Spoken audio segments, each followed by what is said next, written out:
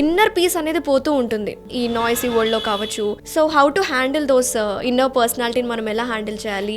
ఎవరు ఎన్ని రకాల పర్సనాలిటీస్లో ఉన్నా మన పర్సనాలిటీ మనకు అర్థం కాకపోతే you get disturbed. That if you want peace of mind, please try. ఇతర పర్సనాలిటీని కరెక్ట్ చేయాలి అనే దాంట్లో బ్రతుకుతున్న వాళ్ళు ఎప్పుడు డిస్టర్బ్డ్ మైండ్తో ఉంటారు. అంటే ఎవరు ఎవరిని కరెక్ట్ చేయకూడదు అంటారా? ముందు మనం అన్ని రకాలుగాను పర్ఫెక్ట్ అయిపోతే అవతల వాడిని కరెక్ట్ చేయాలి. కొన్ని మిస్టేక్స్ ఉంటాయి, ఫాదర్ డాటర్ని కరెక్ట్ చేస్తారు, ఇలా చేయకూడదు ఇలా చెయ్యాలి అని.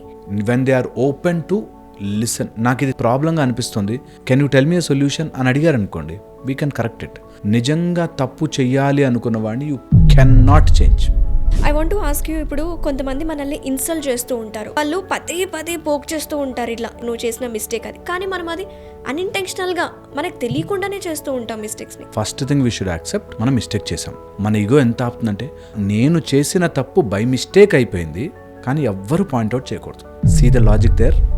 100 మంచి థింగ్స్ చెప్పండి, మనకి తెలియకుండా ఒక చిన్న మిస్టేక్ ఏదైనా చేస్తే అన్నీ తుడిచిపెట్టుకుపోయి ఆ ఒక్కటే వెళ్తుంది. Because that's world.